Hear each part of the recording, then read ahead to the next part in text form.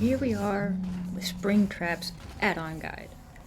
After the Springtrap axe guide and the doors, tips, and tricks, I've gotten several comments thanking me for helping them or encouraging them to get better at Springtrap or to really learn Springtrap, which is good. It's why I'm making these videos to begin with.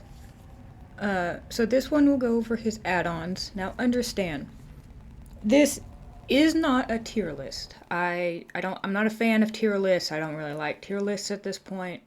I've gotten into too many arguments with people and tier lists. So this is just a guide. There's one add-on, and by the thumbnail I'm sure you can tell which one it is, that I recommend you do not use. The reason for it is its description isn't correct, and when you use it, it will handicap you pretty bad. So other than that, I'm hoping this one will help people who believe Springtrap's add-ons are bad, people who can't understand how to use them properly, or ultimately to help lay down the foundation of using his add-ons correctly. So the first image here is how I have separated his add-ons. This was incredibly difficult for me because I kept changing my mind and I kept going over them and I changed them again and I would go over them again and then I'd change them again. Like I said, this is not a tier list. Just don't take it as his good add-ons, his bad add-ons, or his meh add-ons. That's not what this is for. This is to separate Springtrap's add-ons into how I believe they're best used. So his training add-ons are as it says. The Rotten Pizza, the Greasy Plate, and the Help Wanted ad, to me, are best used as training add-ons to help you get a hold of Springtrap, to understand him better, and to help you get better. And I don't want anyone to take away that his training add-ons are bad, that only bad Springtrap players use these add-ons. They don't. If you believe that, then you're going to have a hard time. The utility add-ons are what they say. They're utility. They're to help you with his power, his abilities, and his overall gameplay. And then the hybrid add-ons do a little bit of both. Now remember, this isn't a great, good, bad list. This is just how you would organize them based on use. Not usefulness, just use. So we'll begin with Help Wanted ad. Now this has to be said because I got a couple of comments talking about Help Wanted ad. It is a training add-on. There's no other way to explain Help Wanted. It's specifically there to help you learn his axe. I mentioned it in the axe guide. This add-on is one of the most important add-ons you can get and use when you're beginning to learn Springtrap. And I'll show you why. A lot of people seem almost ashamed to use this add-on. You don't need to feel that way. You don't need to feel like you're above using it. Because I can tell you right now, when I first started Springtrap, I used this add-on for almost 20 hours straight in custom matches to learn the distance of his axe, the arc of his axe, the weight of his axe, and what his axe could and could not go through. It is very important. It will set the foundation that you need to learn the very basic concept of his axe. If you cannot figure out his axe, you're going to fail at him, and then you're going to be one of those people always on the comments and forums complaining and bitching and moaning about how bad Springtrap is. I have had to use this. I've seen other Springtrap mates use this. When 2v8 came out, I played Huntress so much that when I came back to Springtrap, I could not hit anything. I had to go back to into customs, reapply Help Wanted ad, and reteach myself how to play Springtrap. There's nothing wrong with using this ad. I don't recommend it in real games against real people. It is fantastic in custom games. Please don't see this add-on as a bad thing. Don't see this add-on as an attack on your personal skill. You have to build up that basic foundation on Springtrap. When I start, you can see the trajectory of the axe. It's those two red lines that make the V shape. You will notice the longer you hold it, the more of the trajectory you see. I hate that word. Now here's how I learned to do window shots and orbitals. And this is exactly what I did. I ignored the bots completely and I just spent the whole match doing this to windows and rails, jungle gyms and loops. There's nothing wrong. This is how you learn. The red of the trajectory turns white.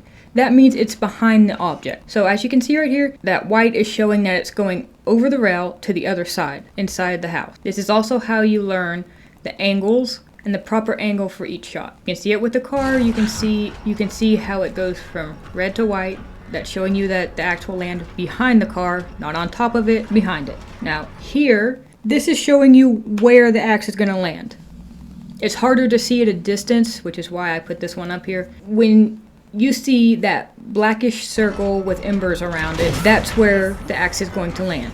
The second add-on, Greasy Paper Plate. The Greasy Paper Plate, while removing the fire axe embedded in them, the survivor suffers from the following effect. Increases the removal time by 15%. Now, there's no video footage of this one because it's very in your face. It's exactly what the description says. It just takes longer for the survivor to remove the axe. There's no point in showing that. It's not a particularly long time. It's not like 20%, 25%. It's 15%.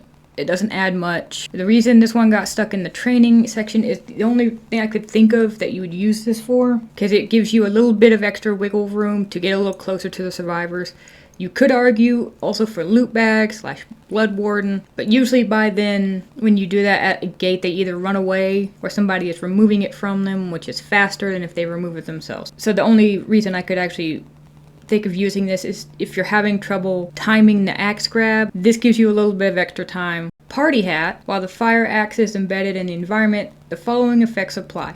It increases the maximum size of the area of effect by 250%, increases the expansion time of the area effect by 2.5 seconds, or reduces the duration of the area effect by 20%. This one is in a hybrid for a reason. So here you can see how the area of effect grows, and it gets big. It's surprisingly big. On a note, I do not recommend using Party Hat and Foxy's hook.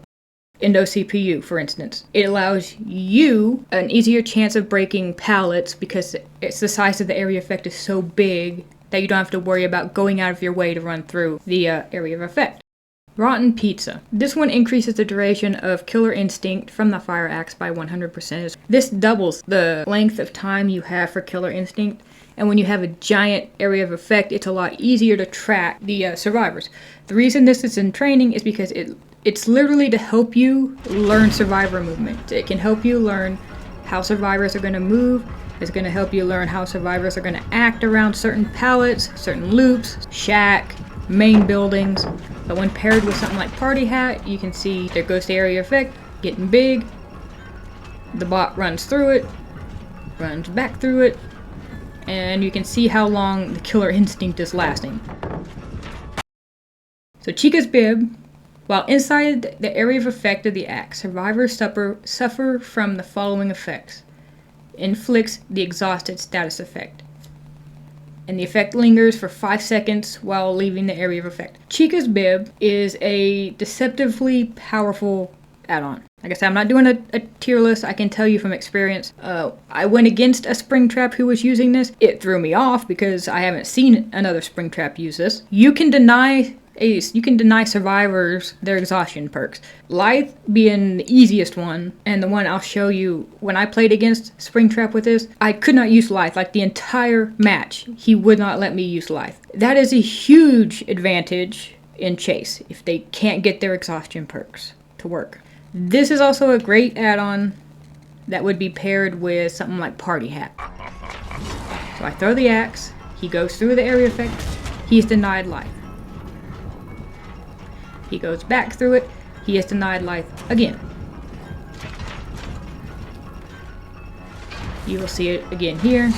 He barely touches the area of effect, but enough to deny him.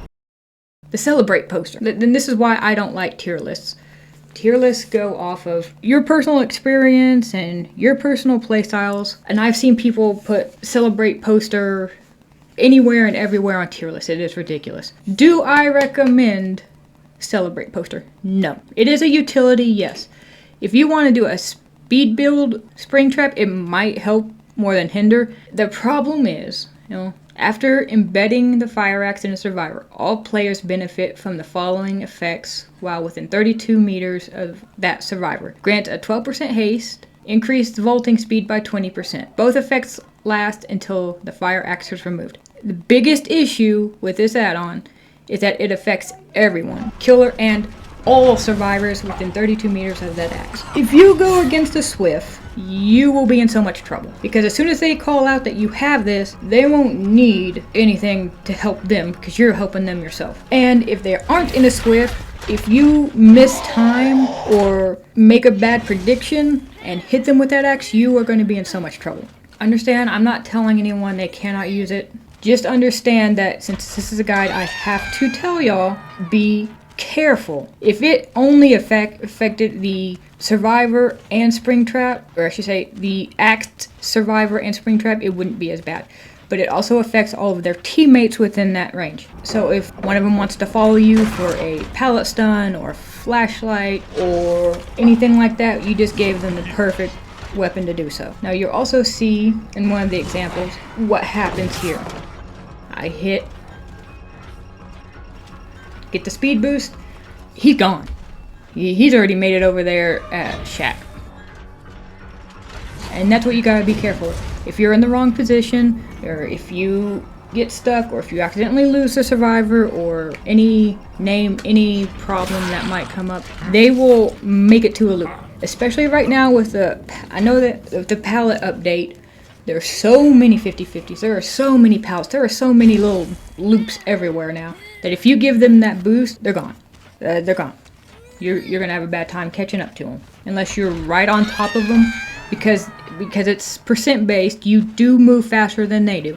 So if you're gonna use it, please be careful, be aware of what's gonna happen. If you know the distance and the axe grab and all that, you can make it work. But just be aware, if you're new to Springtrap, you're probably going to be in for a bad time. Endo CPU. While inside the area of effect of the embedded fire axe, you benefit from the following effects. Increase the action speeds for breaking and damaging by 40%. This effect lingers for 5 seconds after leaving the area of effect. This is one of his most popular add-ons. It is straight up utility and nothing else. This particular add-on is a lot of Springtrap mains' favorites. Mine included. This is where, as a Springtrap main, you need to decide if you want the axe to be a weapon or a utility. It can be both, obviously, but you have to decide when to use it as a weapon and when to use it as a utility. If you think you can hit, go for the hit. If they make it to, say, a 50-50 or a jungle gym, then you have to decide, can you do the orbital, can you do a window shot, or do you just want to force a pallet drop and then go through the pallet? Those are decisions you have to make as a Springtrap main, and those are decisions that you have to start learning, or those are the kinds of decisions that will come up. This is where learning Springtrap, getting more experienced with DVD, getting more experience with Springtrap will help you a ton, is in making difficult decisions like with the Endo CPU. Now this is the one add-on. Well, I will show you perks with it. The first shot here is just Endo CPU. The 40% increase. This is where you will use Endo CPU and Brutal Strength. Brutal Strength increases the action speed for breaking breakable walls and drop pallets and damaging generators by 10, 15, and 20%. They do stack, and then you see how much of a speed up that is. I was using this when Springtrap first came out because I thought it was funny. Fire Up increases the action speeds for the following interactions by stackable 4, 5, and 6% per token up to a maximum of 20, 25, and 30%. So every time a generator is completed with Fire Up, you get a token. You get a speed to picking up and dropping survivors, breaking breakable walls and drop pallets, damaging generators, and vaulting windows. And yes, they Fire Up also stacks with Brutal and Endo CPU. It is hilarious at how fast you can break pallets. So this is the full build. Fire Up, Brutal Strength, Endo CPU at 1 generator repaired. 2 generators repaired. 3 generators repaired. 4 generators repaired, and 5. And by the time you get to 4, 5, there's not really much of a difference, but you can see how insanely fast you can break pallets. If you're running Enduring, survivors are going to have a bad time with pallets because you're just going to shred through them. Streamers. This is one of two add-ons that is not correct in the description. While traveling through the security doors, you benefit from the following effect. Increase your movement speed by 15%. It does not. You will see the side-by-side. It does not increase your actual movement speed. You move at the same exact speed as you do without the streamers. What's faster is how fast you come out of the doors. You get cut about half a second off the exit animation of the doors. I don't know why they say your movement speed is increased by 15%. It is not. It's not. Just your exit animation is faster, which gives you the 0.5 second reduction of coming out of the door. It makes it look like you moved faster, but you do not. And for the hardcore Springtrap fans out there who I am aware he needs tweaks. Yes, I know he needs a few changes. This is one of the changes he needs. Streamers needs to be base kit. Behavior, please change that. Give him base kit streamers, rework streamers. Add more speed to streamers, maybe actually fix the description to where it matches the in-game play, just a thought, but I will show you with a side-by-side. Left video is no streamers, right video is streamer. I set up the animation to where it was exactly when he punched the door at the exact same time. See him go in, choose the door, walk. It's the exact same speed. But as you see, despite the animations lining up, despite his speed lining up, with the streamers, he still left the door faster. That's because the animation going through the doors is not faster, just his exit animation is. I can't explain that. Security guard's badge. Upon exiting a security door after teleporting to it, the following effect applies. Extends the duration of the undetectable status effect by 25% to 25 seconds. They worded that weird. In other words, you just get your undetectable longer. Unless you run Bonnie's guitar strings, in which you get an undetectable, but it's very short. I believe about 75% shorter than a normal, or the regular 25. The way they worded it makes me word it weird. You can use this with Bonnie's guitar strings. I wouldn't recommend it unless you really need to. But this is great for stealth builds, or if you're having trouble with like nearby loops or people pre-running. It won't stop them from pre-running, but it will give you a slight advantage during loops, especially if you have one of the quieter Springtrap skins like Clown Springtrap or Glitch Trap. It can be a huge advantage. And I'll show you a side-by-side of just how long it lasts. The right side has badge, the left side does not.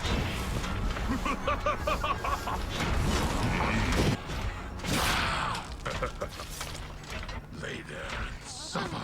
And speaking of Bonnie's guitar strings, unlocks potential in your aura reading ability while moving between security doors. The intensity of the generator auras reveals their current repair progress. Upon exiting a security door after teleporting to it, the following effect applies. Reduces their duration of undetectable to 0 seconds. In other words, if you use this, the base kit undetectable you get from his doors is no longer there. You don't get it anymore. Which, people who were using the guitar strings weren't using it for stealth builds. They were using it for gen oppression builds. And it's still great for that. That's why it's in utility. I would put it in hybrid, but you should be knowing where to go to look for survivors. If you don't, you will learn. You will learn from just playing DBD of where they tend to spawn. This add-on is still great for gen oppression, anti-gen builds, especially if you have something like Pop, where you can just see which generator is close to being done and just take a door straight to it. I'll show you the aura effect.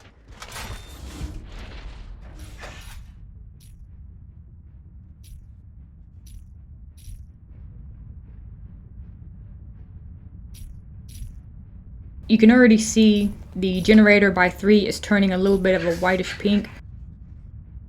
It means it's being worked on.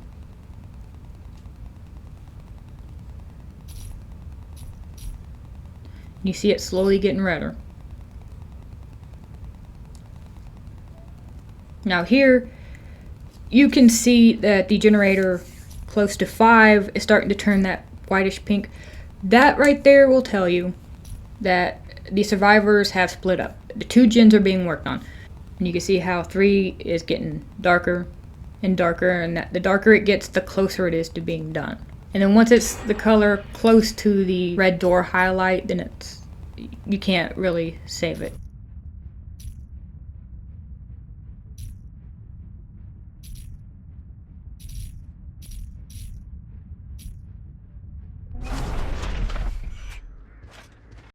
Purple Guy Drawing. While the survivor has the fire axe embedded in them, whenever they perform a rushed action of any kind, Purple Guy Drawing triggers its primary effect. Their aura is revealed to you for 3 seconds. After removing the fire axe by themselves, Purple Guy Drawing triggers its secondary effect. Their aura is revealed to you for 6 seconds.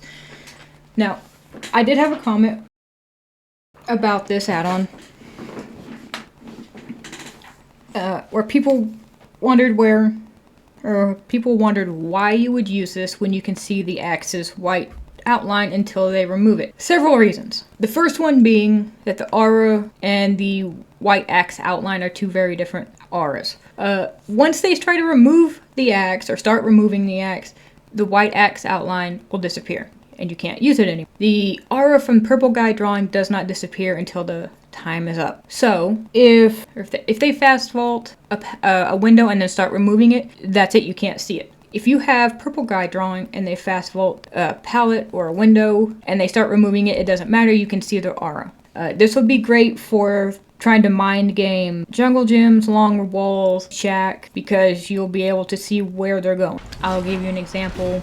So Yuichi got the axe. He goes around. He fast vaults the window.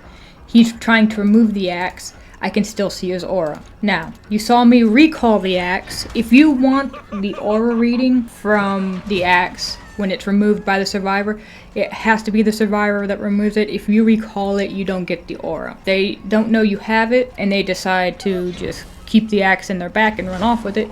You can see the white axe aura. If they just remove it, well, then you can see their aura. So it's a win-win. Access panel. Ooh, we got some goodies to talk about with access panel. Unlocks a special ability for the fire axe. The fire axe can travel through security doors and will exit straight through the connected security doors. First off, what that means is, if you noticed, every door has a number written on it, and there's a number in the panel. That the door number written on the door is obviously the door's number. The number on the panel, the little digital panel, is the door that is connected. So, if you have a door that's labeled, got big 6 on it, and the digital panel says 4, that means 6 is directly linked to 4. It's simple. So, in that example, if you throw the fire axe through 6, it will come out of 4. Now, while aiming the fire axe, you benefit from the following effect. Survivors within 4 meters of any security door trigger killer instinct. I want to make sure people understand this. I've seen many comments and videos and stuff about talking about how good access panel is. It is not. It is very niche. It is very RNG heavy, which means it may be great, it may be terrible, it may be meh. It just depends on whatever DBD decides to throw at you RNG wise. Now, I'm saying that because 4 meters, within 4 meters of a security door, is very close. I have had survivors finish generators while I'm holding the axe up because the generator and the door were not close enough to pick up the killer instinct. And it was relatively close to the generator. The door was relatively close to the generator. It is very RNG heavy. I know people try to do trick shots through the doors to hit survivors. That is also extremely rare, extremely difficult, because then you also have to rely on the RNG of the door again. Which way is the door facing? How close is it to the generator? Where can survivors repair the generator? If one side's blocked and that side happens to be where the door is, you can't hit them. And then once you throw the axe through the door, you give away that you have access panel, and then they're just going to avoid the doors. It is not a good add-on. It's very niche. It's something you do for trick shots or clips. I do not recommend it. I'll show you how close you actually have to be to the doors. I hold it up. You can see the killer instinct over there by 5. That is because they're running towards 5. And they just happen to run by the door. Now here, at 4, you can see that door is close enough to the generator that when they're working on the generator, I can actually see where they are. But as you can see, I know for a fact that people are working over there by 5, and they are not close enough to that generator. Or I should say, the door is not close enough to the generator for it to pick up their presence.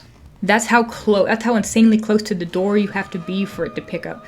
And because a lot of doors will spawn at the distance 5 is, you won't be getting much information. So it's not great for information either. It's not worth it, in my opinion.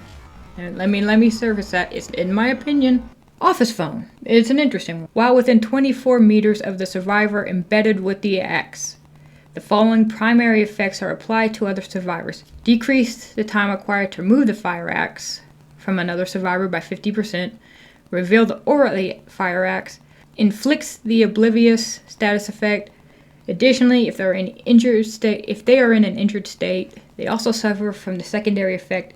Inflicts the broken status effect. If you get a Swift, and understand I play at high MMR, so I run into duos, trios, and full 4-mans all the time. Duos aren't that bad. It's when you hit trios and 4-mans is when you're going to have problems, especially with something like this. You're wasting an add-on. Now why? First off, if somebody is embedded with the axe, somebody else can remove it 50% faster. That rarely happens unless you just leave them alone with the axe, which that's up to you. Now it reveals the aura of the axe. That will hurt you in solo too if the solo teammates, and I know, never happens, if their solo teammates are paying attention. Because now, they don't have to know where their teammate is, they can see where their teammate is because they'll be able to see where the axe is floating around. Or skating around on the floor, depending.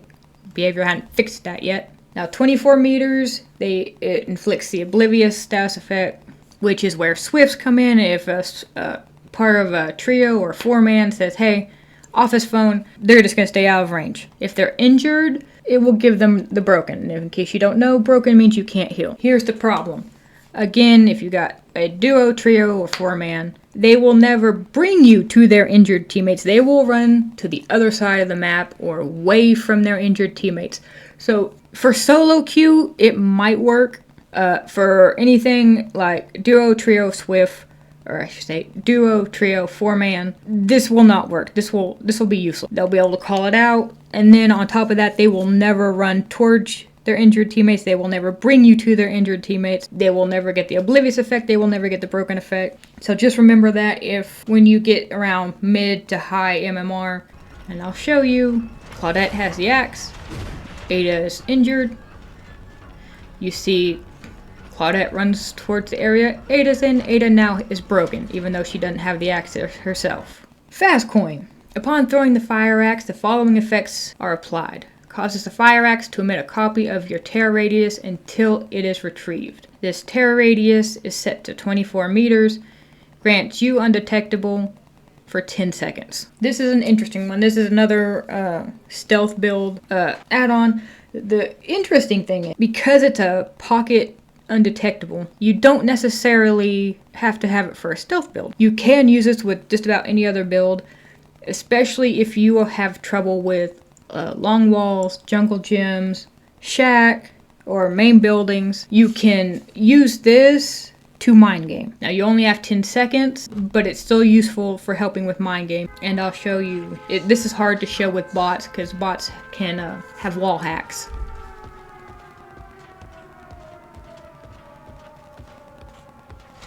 But you'll see I'll just lob it somewhere to show you the undetectable. And my terror radius is back there with the axe. They call it. I lob it again. Now this is where you would mind game. Again, bots have wall hacks, so it doesn't really work. It's also a long wall.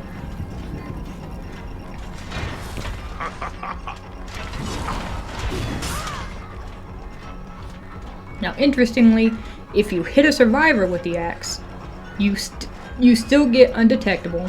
And since now I couldn't test this, but I think that the terror radius is still transferred to the axe. Freddy's hat modifies the trajectory of the fire axe, increases the weight of the fire axe by 100%. This is one of the great hybrid add-ons. This is also a very controversial add-on, apparently. I've seen a lot of comments about how god-awful or useless and worthless Freddy's hat is. And this is where you have to think of Springtrap not as a meta killer. He is designed differently. I brought this up in the axe guide.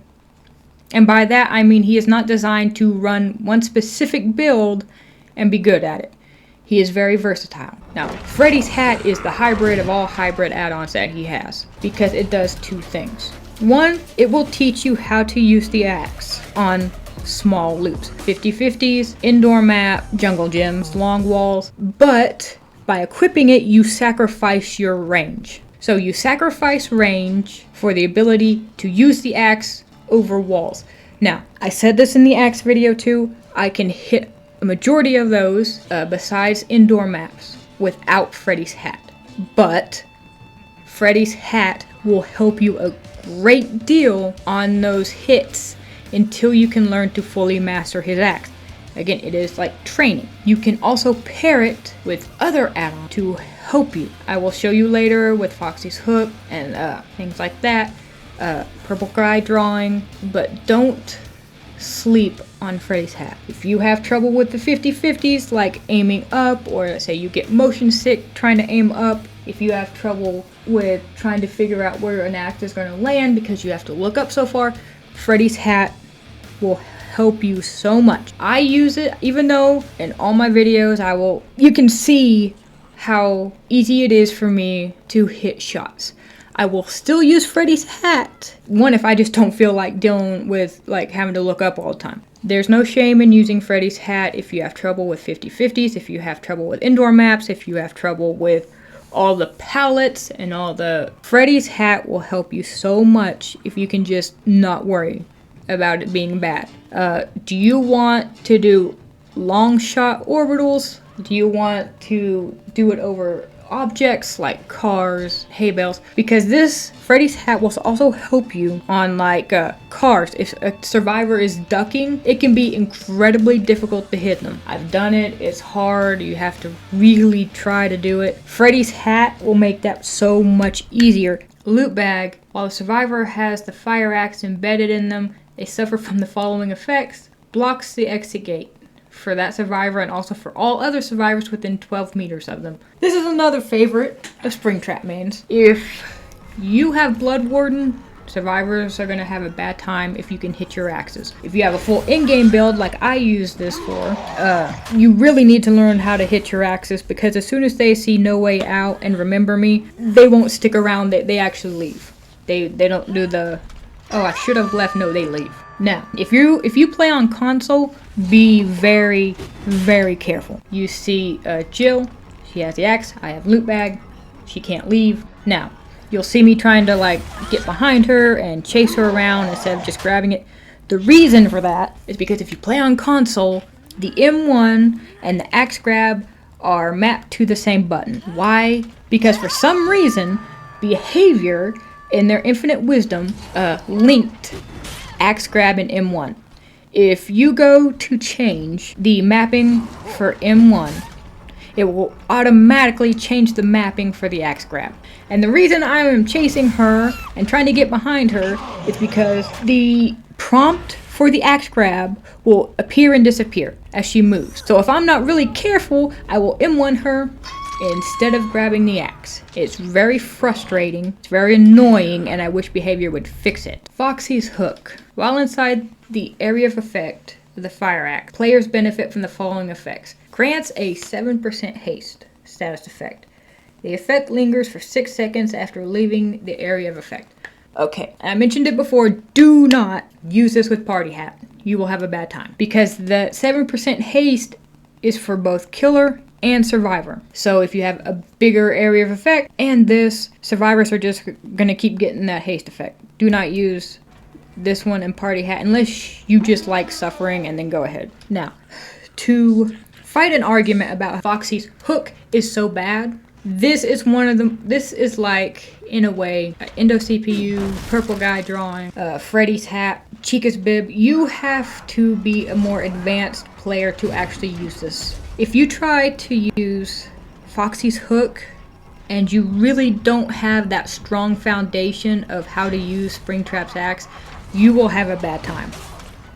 This Foxy's hook is one of the more advanced add-ons for people who are trying to hit Springtrap's high skill ceiling. Now, why do I say that? When I say Springtrap's axe is a utility and or weapon, I mean it.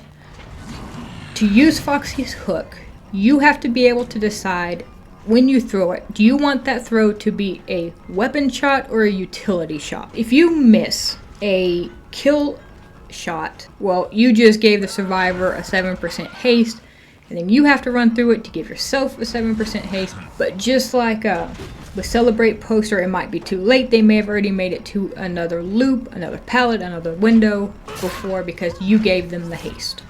That's why people hate this add-on and call it useless and horrible, because not Springtrap, the player makes decisions to give the survivors haste. That is something you have to watch out for. That is something you have to decide. So I will show you a trick. Now this works with any doorway, any indoor building like Midwich. Your hitbox, Springtrap's hitbox, is much bigger than the survivor. If you throw his axe at the top of the door frame, not the doorway, the door frame, you will be able to benefit from Foxy's hook. The survivors will not. You will just be able to keep looping and speeding up. Looping and speeding up. You will be able to catch the survivors. Now, this does take practice. That's why this is a far more advanced add-on than most of the others. This one actually requires you to have knowledge of the axe's area of effect, and hitboxes. Now, if you still have trouble giving survivors the Foxy hook speed, I suggest also using Freddy's hat. And that might sound bad, that might sound stupid, but it will force you to drop the axe closer to yourself than the survivors, because you won't be able to hit long-range shots anymore. The Iridescent Remnant. Do not use this. I, in most cases, will never tell you not to use an add-on, because I want people to play Springtrap as he's meant, with greater versatility. The description of it is not correct. Until behavior fixes that, do not use it. The Iridescent Remnant, upon traveling to a security door, the following effect is applied to it. Blocks all upright pallets within 32 meters of that security door for 12 seconds. It is not 12 seconds, it is 8. The way behavior did this, and I can't understand why. When you are inside the security door and you choose the other door to go to, the second you choose the other door, that is when the pallets are blocked. You lose 4 seconds of the 12 seconds it says you get. So in reality, when you come out of that door, you only have 8. The pallets are blocked while you are traveling through the door. And this has to be said. If you have a door that is not facing a generator, where they can't see the glitching panel, this add-on will warn them ahead of time that you are coming. The exact same time that the panel starts glitching is when the pallets are blocked. So even though they can't see the door, they will know you're coming because all the pallets in the area will be blocked. And because it's 32 meters, I have suggested other people who have trouble with pre-running go to a closer door. It doesn't matter, because if that door is within 32 meters of the generator you want to go check, they still get the warning. It is ridiculous. And the fact that once you regain control of him, you only have 8 seconds. You do not have 12. Do not use this add-on. Had feelings that something was not right with this add-on. Especially when I come out the door and everything was already blocked. I already had feelings that there was something wrong with it. Ripped Curtain. Survivors hit with a fire axe suffer from the following effects. Inflicts the hemorrhage and mangled status effects for 60 seconds. This add-on isn't that great. It is a pocket Sloppy Butcher. It's not as strong as Sloppy Butcher, but instead of taking a perk slot, you can take an add-on slot. Is it good? Once upon a time, maybe, but right now, with healing meta the way it is, no. Even with Sloppy Butcher, which is the stronger version, survivors can heal so fast that it's useless. Restaurant menu. While retrieving the fire axe, when it is embedded in the environment, you benefit from the following effect. Reduce the minimum retrieval time by 20%. This needs to be base kit too. Restaurant menu needs to be base kit. Behavior needs to fix that too. Springtrap needs a few tweaks. This is again one of them. Just like streamers. This despite being a common add-on, is one of his better add-ons. If you're doing Endo CPU and this, you can use Endo CPU more. Foxy's hook in this, loot bag in this.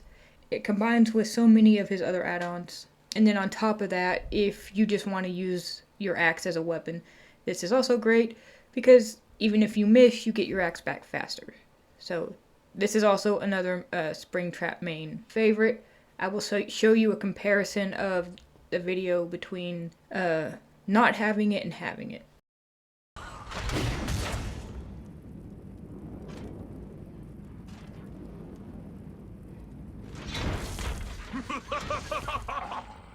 That is a general guide to Springtrap's add-ons. If people want to ask down in the comments, you know, what builds I would use with what add-ons, I'll do my best to give you advice. If you want to know which add-ons synergize with each other, I will try to help to give you advice on that too.